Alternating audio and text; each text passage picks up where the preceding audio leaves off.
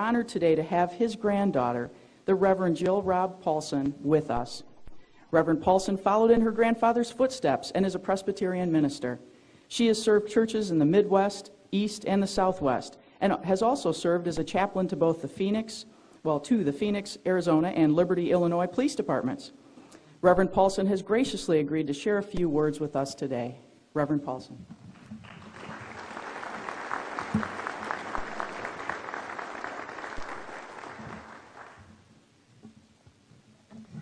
Well, thank you. It is my great pleasure to be here with you today, and I especially want to thank Major John Foote, who had the perseverance to track me down and then invite me here today.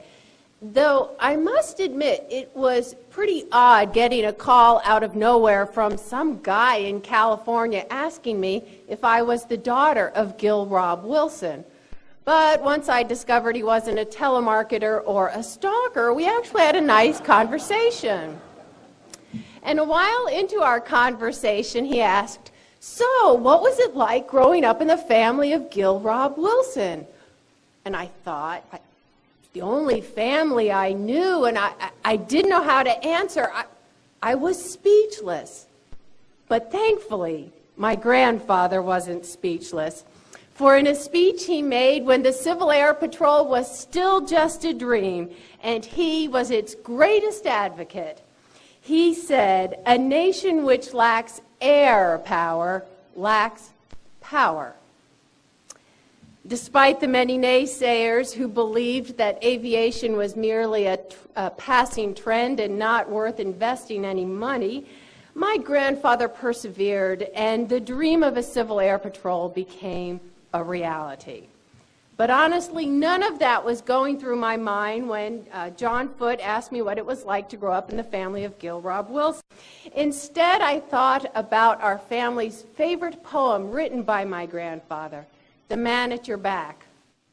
"The Man at Your Back" is about his relationship with his younger brother, Volney. Now, in the poem, "The Man at Your Back," sometimes Gill Robb is the man at Volney's back, and sometimes Volney is the man at Gill Robb's back. And although this poem is autobiographical, which is why our family loves it so, I think it also gives us some insight onto my grandfather's concept of leadership. For true leaders develop relationships and know when to be out in front and when to support and encourage from behind.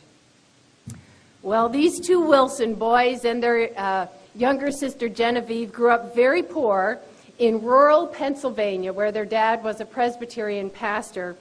And even though Gill Robb didn't see his first airplane until he was 19 years old, he always maintained that he learned to fly as a boy.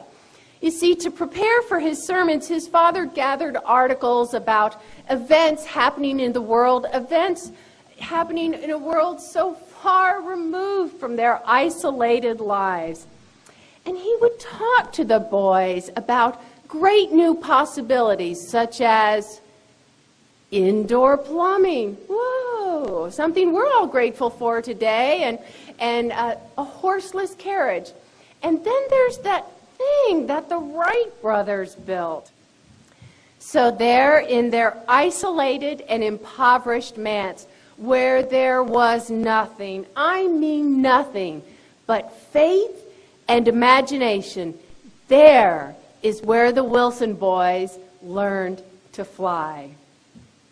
How many cadets are here today? I know there are some. All right, let me ask you, what's your dream? Or for all of us who may be young at heart, what's your dream? You know, that dream that captures you and will not let you go, the dream that serves a bigger purpose than yourself. Gill Robb Wilson fought for the Civil Air Patrol precisely because he was a dreamer from his youth. If you have a dream, then imagine my grandfather behind you, encouraging you, pushing you forward, saying, "Go for it." Because when war broke out in Europe, Those Wilson brothers went for it. They joined the French escadrille to learn how to fly, and they stayed in France at first, serving France and then America when we joined the war. But just 5 days before the end of World War I, Volney was shot down in air battle. Hear how my grandfather describes this event in a snippet from his poem, The Man at Your Back. I watched every bullet that drummed in his back and would gladly have hurled mine in between. I followed him down till the flash of the crash and the smoke drifted up from the green. So life had its way with the lads from the manse, and it rained in my heart till my eyes were flooded from springs that can never go dry for the man at your back when he dies. My grandfather knew firsthand that both flight and service to our nation are very costly. Yet for the survivors of the war, life went on, and Gill Robb Wilson did serve as a Presbyterian pastor in New Jersey, where he fell in love with and met Margaret Perrine, and soon my mom was born. Funny how that happens. And things appeared finally to settle down for the Wilson family, but within just a few years, Gill Robb's sister died of the flu, and just 1 year later, the flu hit closer to home. My grandmother, on the verge of giving birth to her second daughter, died along with their baby.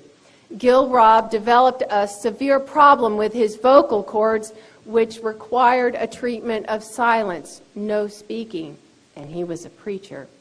So I want you to ponder this.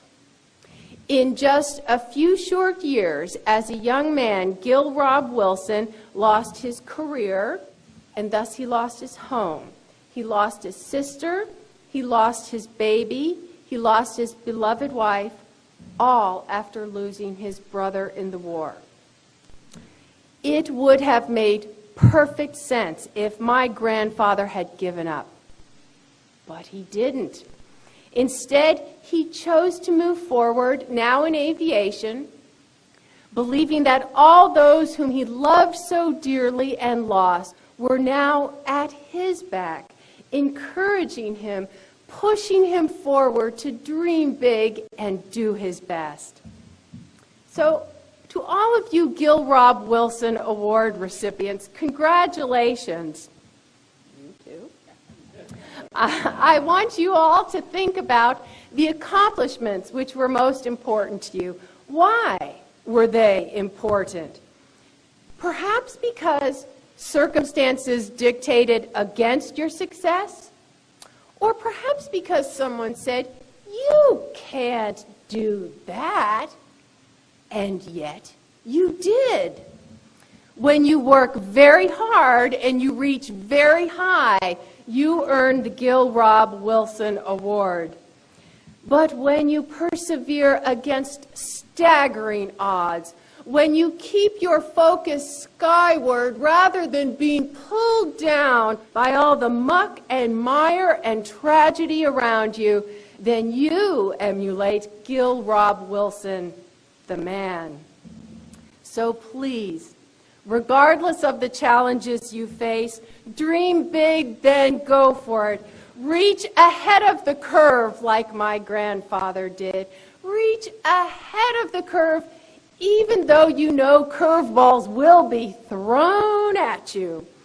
My grandfather, a man who suffered stunning loss, would tell you it's not easy, but it is worth it.